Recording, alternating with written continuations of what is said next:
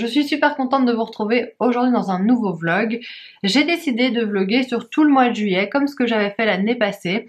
Donc en gros vous aurez un vlog sur un mois pour voir mes lectures au fur et à mesure et pour que je vous donne un petit peu mon ressenti sur ces livres.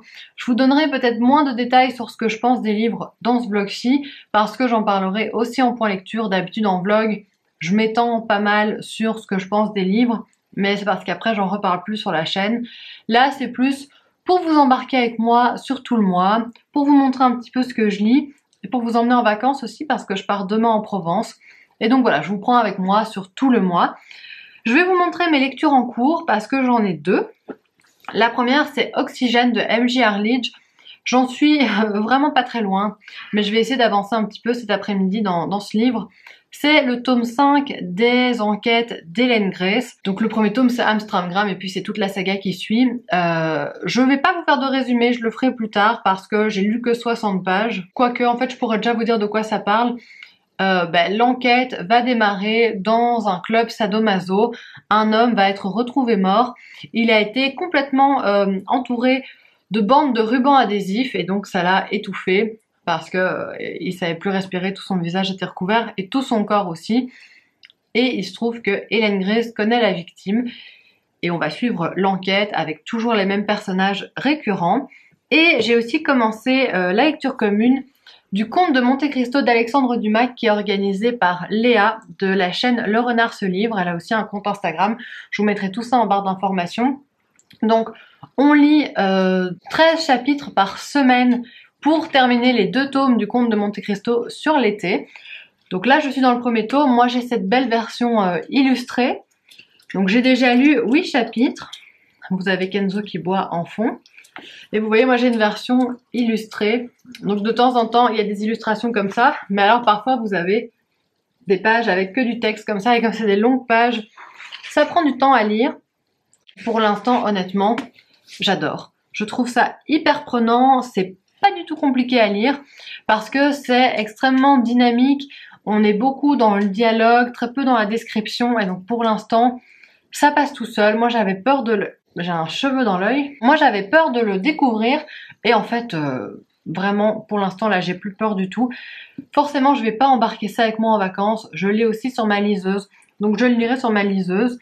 Tout à l'heure je vous montrerai les livres que je mets dans ma valise et comme ça on fera ma valise ensemble. En tout cas une chose est sûre, c'est que lui il va venir avec le tome 6 des 7 sœurs de Lucinda Riley, La sœur du soleil. Il fait presque 1000 pages. Ça c'est la lecture parfaite pour bouquiner au bord d'une piscine, je pense qu'on est tous d'accord. Je suis en train de faire mon sac pour partir, j'étais en train de regarder Piketty. Je vais vous montrer les livres que j'ai pris parce qu'on sait toujours que les livres c'est ça qui est le plus important. J'ai pris ma liseuse parce que je vais lire le Comte de Monte Cristo dessus. Et comme ça si un de ces livres me fait pas envie pendant les vacances, j'en ai quelques-uns sur ma liseuse. J'ai pris une toute petite minute de Laurence Perrin parce que je l'ai reçu en service presse en avril et je l'ai toujours pas lu. Et je pense que ce sera une bonne lecture d'été.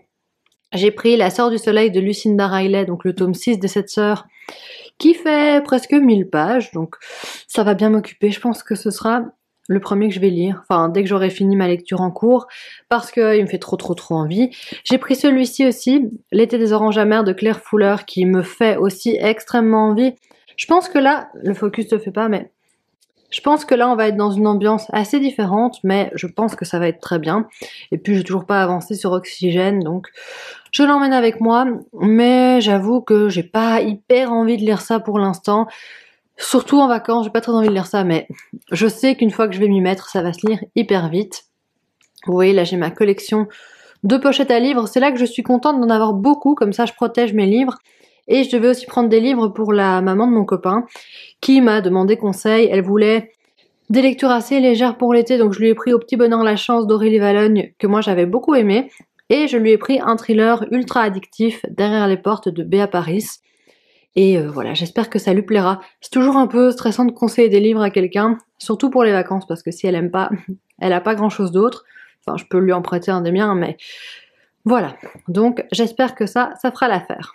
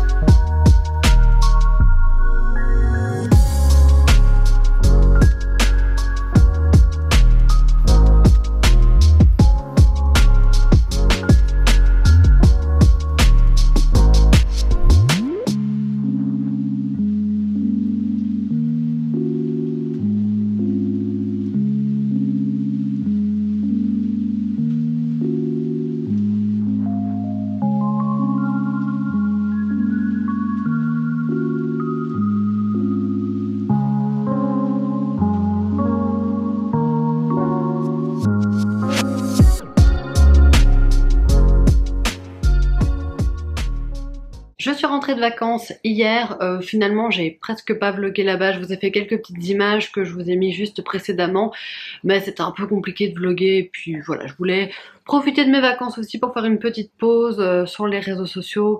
J'ai presque pas regardé de vidéos YouTube, j'ai pas beaucoup été sur Instagram, et ça fait quand même du bien de temps en temps d'un peu couper tout ça, même si je suis ravie de revenir. On est rentré hier, c'était les énormes intempéries en Belgique qui ont causé plein d'inondations. Je voulais vous remercier parce que vous êtes beaucoup sur Instagram à m'avoir demandé comment j'allais et si tout allait bien pour mes proches et moi. Tout va bien pour nous parce qu'on est à Bruxelles ou dans les environs de Bruxelles. On n'est pas impacté par les inondations, mais évidemment, je pense très fort aux sinistrés, aux Belges qui ont eu des dégâts chez eux, et je leur envoie tout mon soutien. C'est une période un peu compliquée.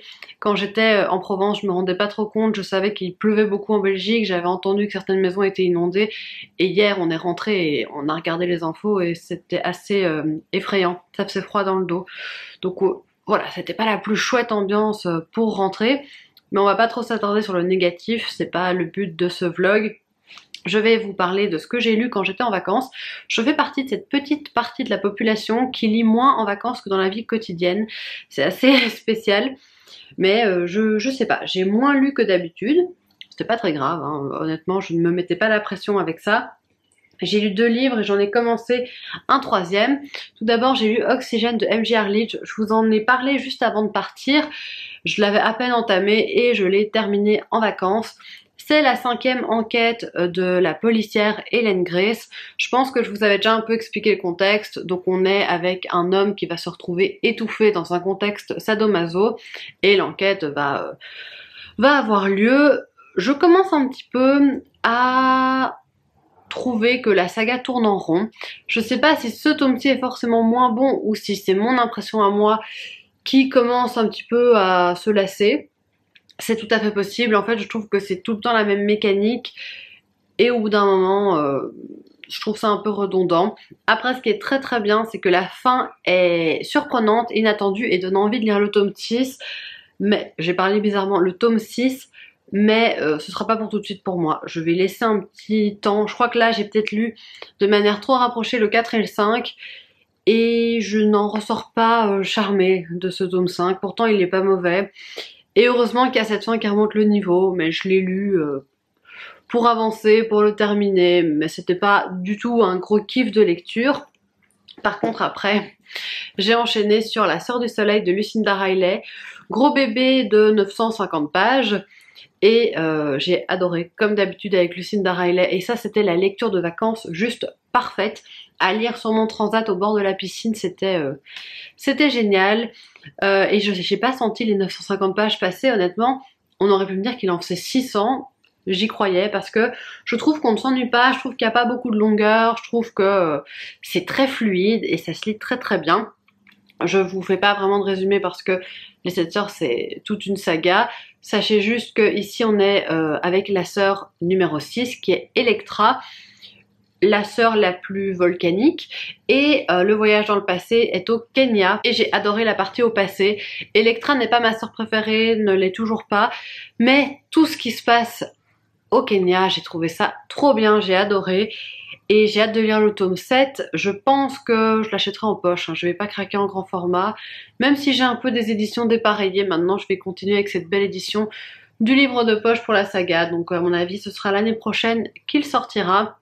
Évidemment gros pincement au cœur avec le décès de l'autrice, mais j'ai lu pendant mes vacances que le 8e tome allait quand même paraître, que son fils va prendre le relais, et donc on aura quand même le 8e tome sur le père de cette fratrie. Je sais toujours pas comment est-ce qu'on dit une fratrie pour des filles.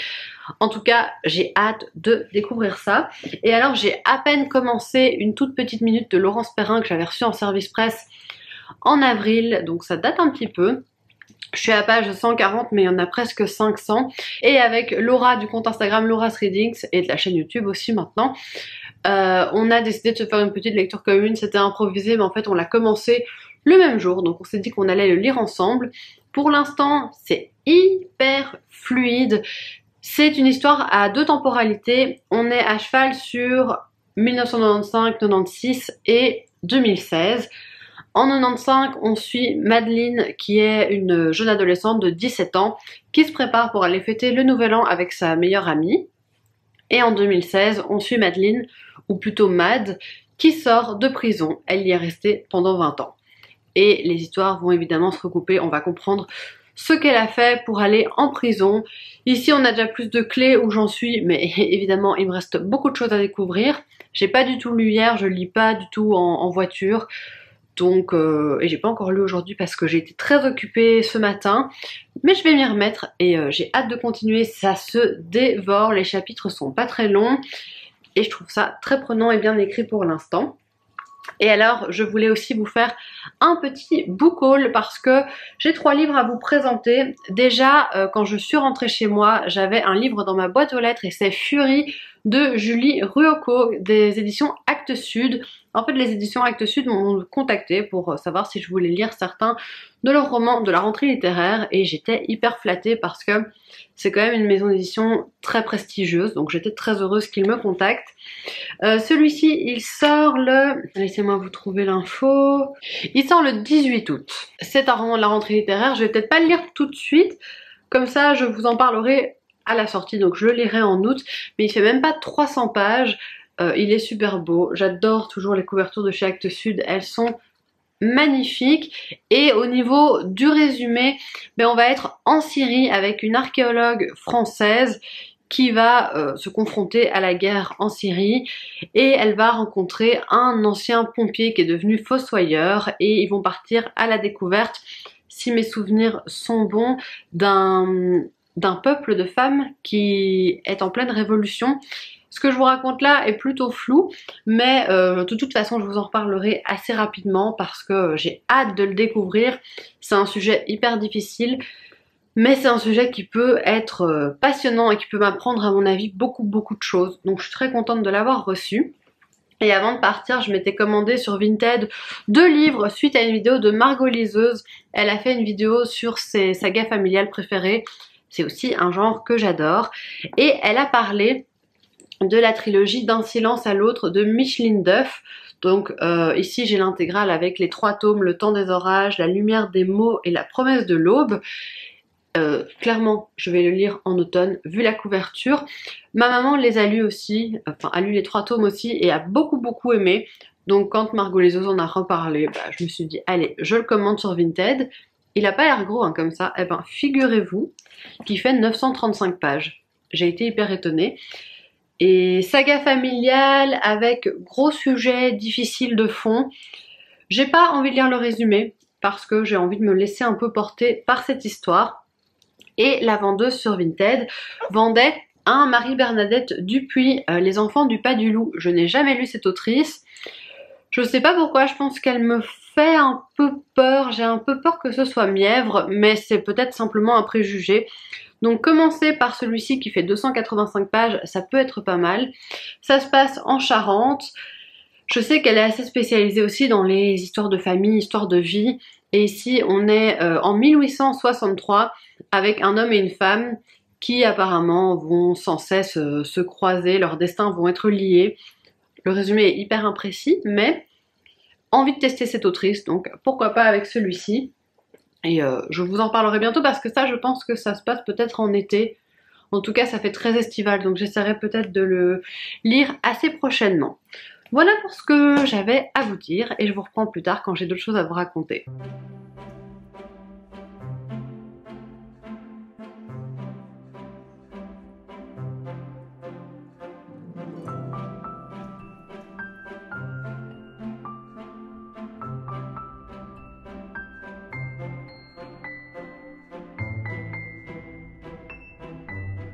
Il y a un petit changement capillaire depuis la dernière fois, ma maman m'a coupé les cheveux.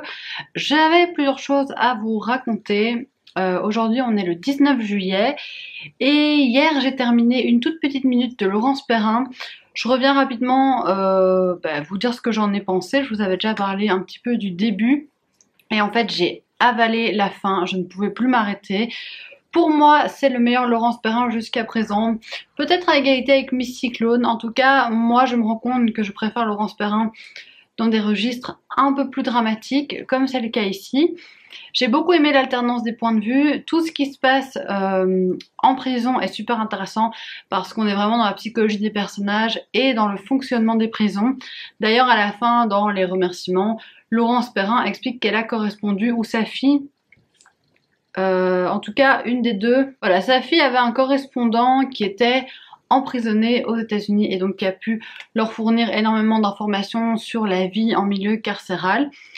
Et j'ai également beaucoup aimé toute la partie au présent, parce que normalement dans ce genre d'histoire à double temporalité, on peut très facilement en préférer une par rapport à l'autre.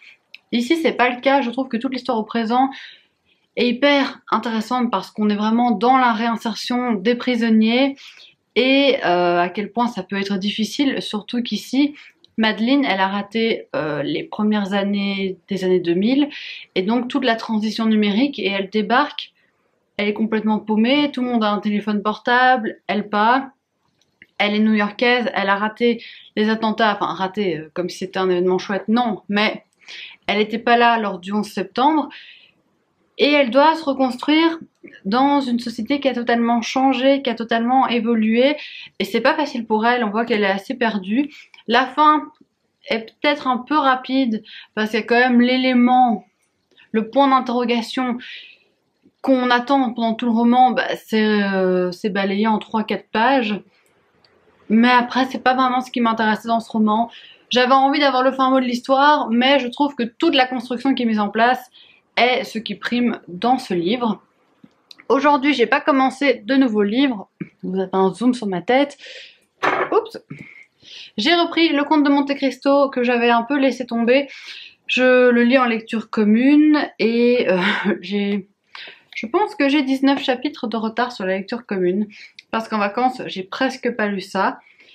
Donc je m'y suis replongée un peu hier soir, un peu ce matin et honnêtement, j'adore. Je trouve que c'est vraiment super bien. Je vous ai pas encore fait le résumé de l'histoire. En gros, c'est l'histoire d'Edmond Dantès qui est un jeune homme d'une vingtaine d'années à qui tout réussit. Il va être promu capitaine d'un grand navire. Là, il revient d'une expédition, il revient chez lui à Marseille. Il veut épouser Mercedes, la fille dont il est amoureux depuis des années. Et il retrouve son père, il retrouve Mercedes. Mais Edmond Dantès a des ennemis, à des gens qui sont jaloux de lui, qui sont jaloux de son couple avec Mercedes, qui sont jaloux de sa position de capitaine à 20 ans, et il va se retrouver emprisonné à tort parce que les personnes qui le détestent l'envoient en prison. Je vais pas vous en dire plus, mais c'est vraiment le tout début de l'histoire. C'est une énorme brique. Ici, moi, je les ai en grand format comme ça, donc ça paraît moins impressionnant, mais c'est bien rempli de texte. Je pense qu'en format poche, les 2 tomes font 800 pages chacun, un truc comme ça. Donc si j'arrive à lire tout ça sur l'été, je serai super contente. Donc je vais me replonger là-dedans aujourd'hui. Et ce qui est cool, c'est que on est dans du classique, mais assez accessible, parce que Alexandre Dumas ne va pas s'apesantir sur de très longues descriptions. Parfois on a plus l'impression même d'être dans du théâtre, d'avoir beaucoup de descriptions, beaucoup de dialogues, surtout au tout début. Maintenant où j'en suis, il y a quand même des descriptions, mais je m'ennuie pas du tout. Et j'ai hâte de savoir ce qui va se passer, parce que moi je connais pas l'histoire du Comte de Monte Cristo, je sais juste que c'est une histoire de vengeance. C'était le seul mot que je savais sur le Comte de Monte Cristo, donc on verra bien.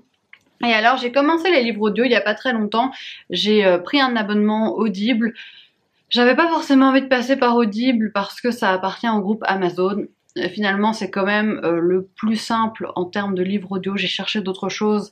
Mais alors le choix de romans est hyper limité, donc je me suis rabattue quand même sur Audible. Et j'ai écouté le mois passé, en juin, j'ai écouté Americana de Chimamanda Ngozi Adichie. Et ce mois-ci, je me suis pris le 2e tome de l'Assassin Royal, donc l'Assassin du Roi, de Robin Hobb. Et parce que je savais que le narrateur était hyper chouette apparemment, je sais que Stéphanie de la chaîne Pikitty aime beaucoup les écouter en audio. Et en livre papier, c'est pas ce qui me tente le plus, donc je me dis si je l'écoute ça va être plus facile. Effectivement le narrateur est top, il prend des voix différentes pour tous les personnages, c'est hyper agréable à écouter. Au niveau de l'histoire, même si on a un rappel de ce qui s'était passé dans le premier tome, j'avoue que là j'ai écouté 1h15, 1h30, je suis pas encore à fond dedans, peut-être que ça viendra, j'espère, on verra. Sinon j'ai peur de passer un peu à côté du phénomène de l'assassin royal, mais je vous en reparlerai. Hier j'ai terminé Les Enfants du Pas du Loup de Marie-Bernadette Dupuis, je pense que je vous en ai pas du tout parlé ici. Je l'ai lu assez rapidement parce que c'est un roman assez court. En fait je voulais lire un roman assez court avant d'attaquer cette énorme brique que je vais commencer aujourd'hui, qui est Une vie comme les autres de Anya Yanagihara, je suis pas sûre de bien le prononcer, mais un roman de 1100 pages que je vais lire en lecture commune avec ma maman. Et donc avant de lire ça, je voulais me caser un plus petit roman pour, on va dire, équilibrer. C'est un roman qui m'a sorti de mes habitudes de lecture parce que c'est pas du tout ce que j'ai l'habitude de lire. Déjà, j'avais jamais lu Marie-Bernadette Dupuis et je sais qu'elle est assez réputée dans tout ce qui est histoire de famille, littérature du terroir, etc. Ici, on n'est pas dans une histoire de famille, plutôt une histoire d'amour mêlée à de la littérature du terroir. En gros, c'est l'histoire de Hugo. On est en 1860-63, je crois, au début de l'histoire. Et il est matelot. Il habite en Charente, dans un petit village de Charente qui s'appelle Saint-Simon. Mais lui, il est matelot, donc avec les gabarres. Donc c'est un type de bateau. Je ne connaissais pas ce mot, mais au moins j'ai appris du vocabulaire. Il transporte les marchandises et il va livrer les marchandises dans différents ports de Charente. Il va rencontrer une jeune fille, il va tomber éperdument amoureux d'elle. Et chaque fois qu'il rentre dans sa ville, eh ben, il y a une petite fille qui s'appelle Louise, qui a 9 ans de moins que lui, je pense, qui l'attend et qui est folle amoureuse de lui.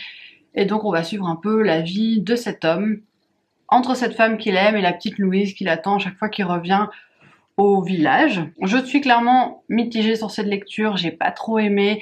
L'expérience n'a pas été vraiment hyper probante pour moi. Parce que déjà je trouve qu'on met beaucoup de temps à se mettre dans l'histoire. Il fait 280 pages, un peu plus que ça, et j'ai mis 100 pages à rentrer dedans. Et une fois que j'étais dedans, en fait, j'ai trouvé que tout était très prévisible. Et alors les personnages ont des réactions pour moi qui ne sont pas réalistes. Et tout s'enchaîne un peu trop facilement. On voit très très bien où l'autrice veut aller. Et on voit qu'elle arrange un peu les événements à sa sauce pour que ça passe. Et ça m'a un petit peu gênée. Donc pas une franche réussite honnêtement. Donc je suis trop contente de commencer ça.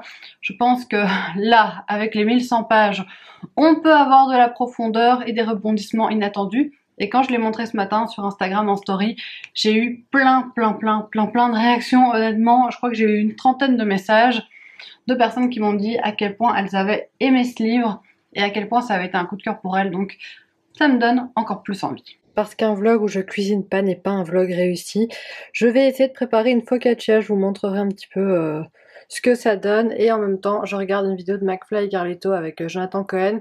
C'est leur format un peu podcast où ils racontent les échecs de leur vie avant d'arriver à leur carrière. Et c'est hyper intéressant, franchement j'adore.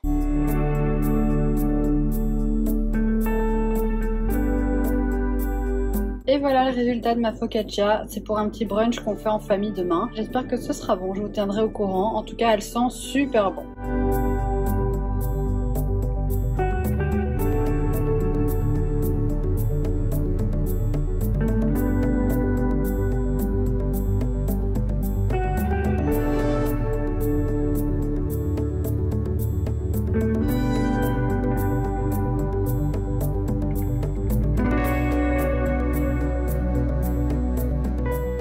Je reviens vous parler de ma lecture d'une vie comme les autres de Anya Yanagihara. J'en suis plus ou moins à la page 300 et je vais déjà vous faire un petit résumé et vous donner mon avis pour l'instant.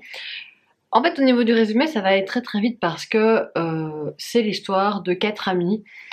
Ils ont été ensemble à l'université, mais dans des branches différentes.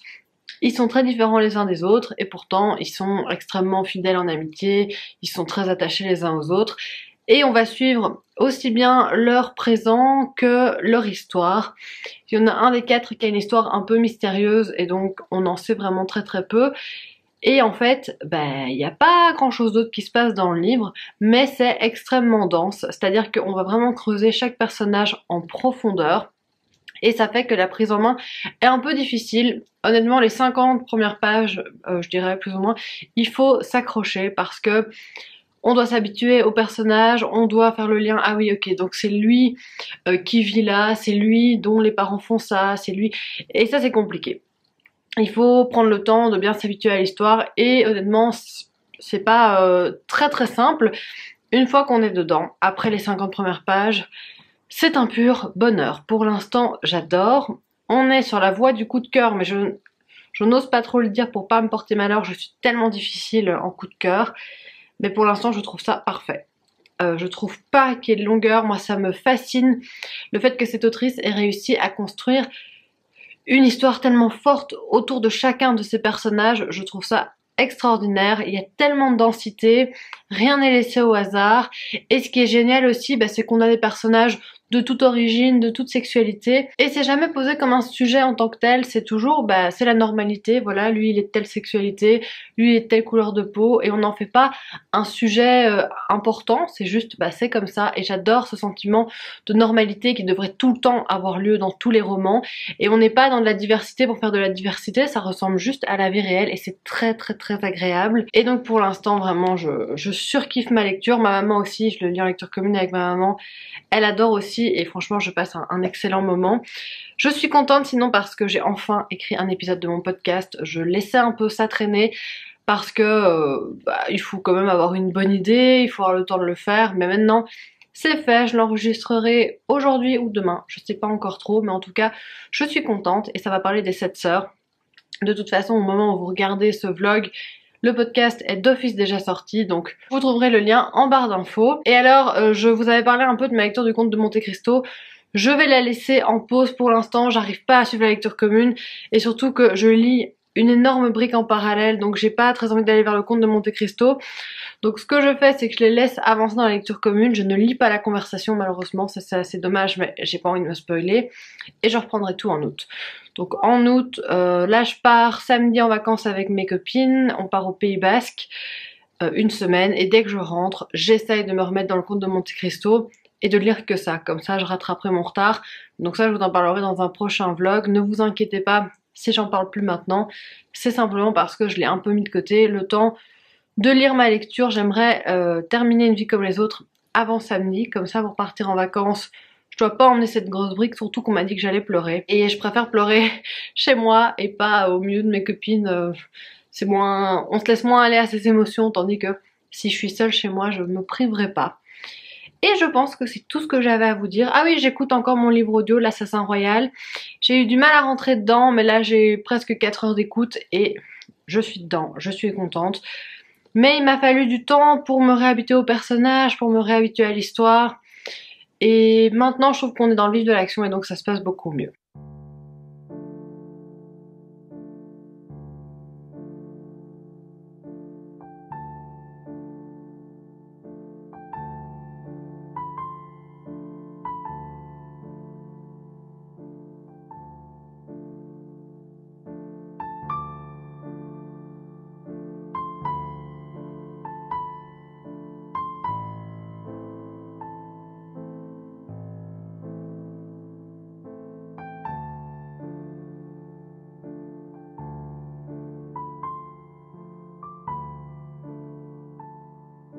Pour cet épisode estival, quoi de mieux que d'aborder une saga familiale comprenant de gros pavés qui nous feront voyager aux 4 coins du globe. Nous allons bien sûr parler des 7 sœurs de Lucinda Riley. Je vous retrouve parce que j'ai reçu un petit colis Etsy que je vais ouvrir avec vous, ça n'a rien à voir avec Les livres, c'est des petits bijoux que j'ai achetés. Je vais déballer puis je vais vous parler.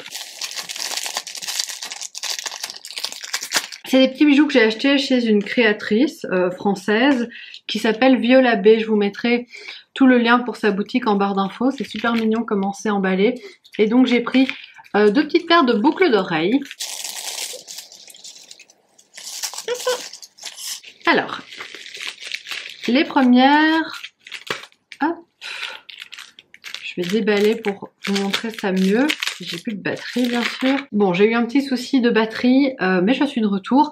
Je ne sais plus où j'en étais, mais j'ai déjà déballé le petit colis. Donc en gros, je me suis pris des boucles d'oreilles comme ceci. Elles sont en laiton et je pense que ça c'est de l'argile et je trouve les couleurs super belles. Elles sont pas trop grandes, donc ça me va assez bien. Et les autres, c'est des petites boucles d'oreilles toutes simples. Mais c'est le genre de boucles d'oreilles que je mets le plus dans la vie de tous les jours. C'est des toutes petites boucles d'oreilles et c'est vraiment ce que je mets principalement. Et elles sont en simili-cuir, je les trouve très très jolies. Donc je vous mettrai en barre d'infos le lien pour aller vers la boutique. Je voulais aussi vous reparler un peu de ma lecture en cours, Une vie comme les autres. J'en suis plus ou moins à la page 730.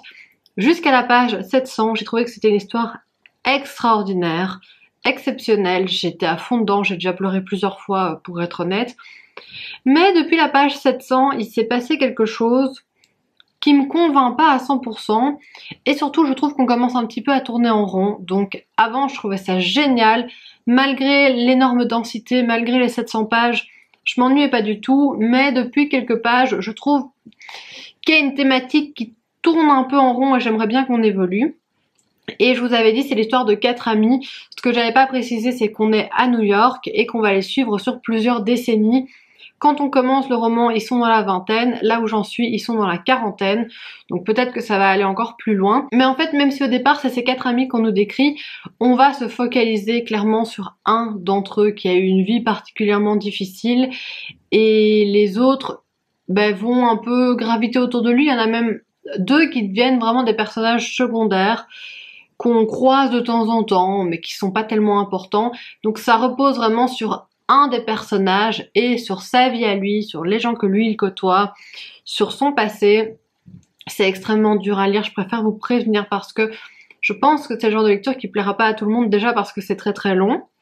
Donc je pense qu'il y a des gens pour qui ce sera peut-être trop lent, c'est très dense. Moi après j'adore, si vous aimez les personnages fouillés, les personnages creusés, ça peut vraiment vous plaire. Mais au-delà de la longueur, ça aborde quand même des thématiques super dures. Je pense qu'il faudrait mettre plein de trigger warnings avant de lire ce livre, en particulier violence physique, violence sexuelle. Je crois que c'est vraiment mieux de vous le dire, ça vous spoile même pas ce qui se passe en fait, c'est juste, il y a tellement de violence dans ce roman, il y a tellement de passages durs. Moi j'ai eu la gorge nouée à plusieurs reprises, alors il y a certains passages qui sont beaux, qui sont positifs, mais par rapport aux passages durs, ils sont quand même assez minimes. Et on est dans New York, et ce qui est génial, c'est qu'on déambule dans les quartiers de New York, qui est une ville que j'adore, et donc je suis super contente qu'on soit là dans le roman. Et voilà, maintenant j'attends juste qu'on revienne à des parties qui me plaisent à 100%, parce que là je suis bloquée sur une petite partie qui me plaît un petit peu moins, alors que vraiment tout le début c'était le feu d'artifice. Je me disais mais waouh, qu'est-ce que je suis en train de lire, j'en ai même rêvé une nuit, enfin ça veut quand même dire beaucoup, ça veut dire que j'y pense globalement tout le temps. En fait dès que je le lis pas j'y pense.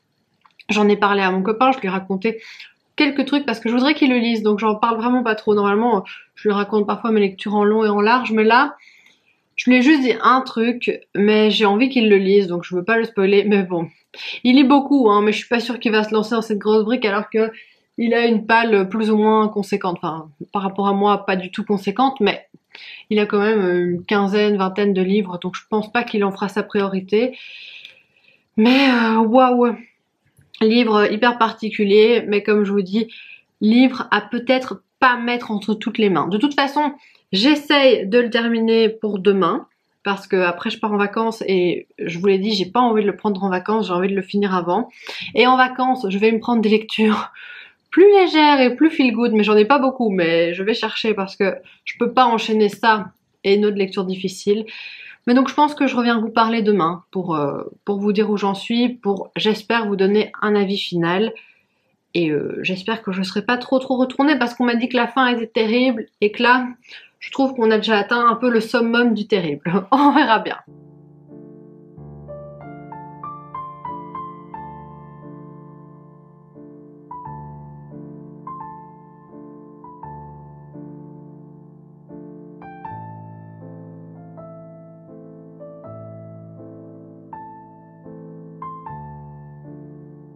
Au final, j'ai décidé de ne pas me mettre la pression. Je suis arrivée à la page 1000 d'une vie comme les autres de Anya Yanagihara, mais là je vais bientôt aller me coucher parce que je pars tôt demain et que je roule, donc je veux être en forme.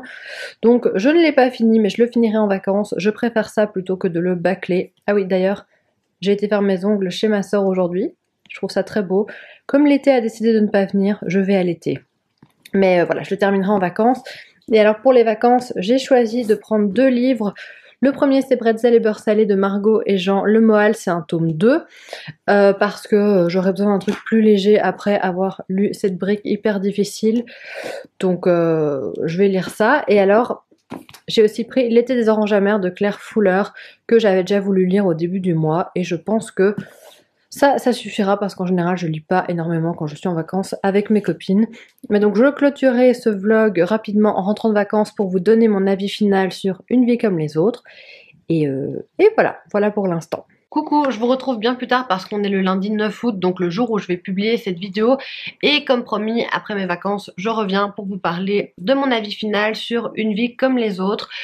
En fait, comme je vous l'avais dit, comme je le craignais, ça m'a un peu perturbée de le terminer en vacances parce que le samedi 31, j'ai pas lu du tout parce qu'on a mis 18 heures pour arriver au Pays Basque. C'était journée noire sur les routes, donc ça a été très long. On est parti à 4 heures, on est arrivé à 22 heures, évidemment, je n'ai pas lu une ligne.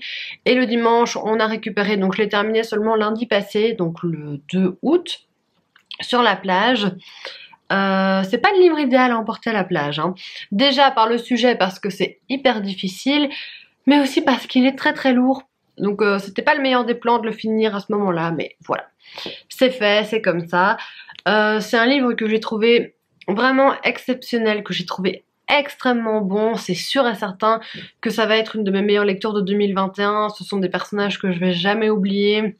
C'est un livre qui va vraiment me rester en tête. Mais je trouve qu'il y a quand même eu 2 moments de longueur. Un moment vers la page 700, je vous en avais parlé, où je trouvais que ça tournait un peu en rond. Et également les 100 dernières pages. Même si les toutes dernières pages sont extrêmement émouvantes, j'ai quand même trouvé que les 100 dernières pages étaient assez longues, assez lentes.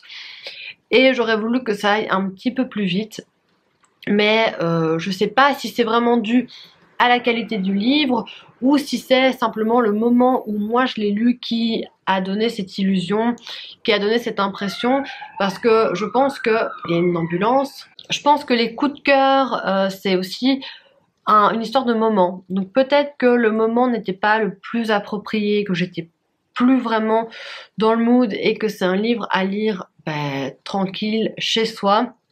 Et qu'à ce moment-là, voilà, en plus, j'avais envie de pleurer à la fin, j'avais mes lunettes de soleil sur les yeux, j'ai un peu pleuré à la plage, mais je me suis pas laissée aller à mes émotions comme je l'aurais voulu. Par contre, si je peux vous donner un conseil, c'est vraiment de lire ce livre quand vous avez le moral. Quand tout va bien pour vous, ne le lisez surtout pas si vous avez un petit coup de mou parce que les événements tragiques s'enchaînent. Il y a même un moment où je me suis dit, mais quand est-ce que ça va s'arrêter? Tous ces malheurs, toutes ces choses qui ne vont pas, est-ce que ça va avoir une fin? Donc lisez-le quand votre moral est bon, parce que sinon ça va juste vous couler. Et si la longueur vous fait peur, ce que je pourrais vous recommander, c'est peut-être de l'emprunter à la bibliothèque ou de l'acheter d'occasion comme moi j'ai pu le faire parce que neuf, il coûte quand même 11,90 €. Donc peut-être l'emprunter pour voir un petit peu si ça vous plaît. Si les 100 premières pages vous plaisent, à mon avis, ça vous plaira. Il faut 50 pages pour s'acclimater, mais si arrivé à la page 100 vous vous dites que ça vous plaît, à mon avis ça continuera à bien vous plaire et ça continuera à vous charmer parce que vous allez rencontrer des personnages juste géniaux. Si après la page 100 vous trouvez que c'est lent, ne continuez pas, ça vous plaira pas parce que ça garde un rythme assez particulier, c'est super dense. Moi j'ai pas trouvé que c'était vraiment lent sauf 200 pages, voilà, pour moi il y a 200 pages peut-être de trop, mais Ça reste une lecture qui va vraiment, vraiment me marquer et que je vais garder en tête et que je vous recommande. Mais attention aux sujets difficiles et sortez les mouchoirs. Et voilà, et c'est tout pour ce vlog, j'espère vraiment qu'il vous aura plu, qu'il vous aura intéressé. N'hésitez pas à me dire ça en commentaire d'ailleurs. J'espère que vous passez un bel été, que vous avez pu partir en vacances et que si c'est pas le cas malheureusement vous arrivez quand même à vous reposer. Et moi je vous retrouve très bientôt dans une prochaine vidéo. Gros bisous!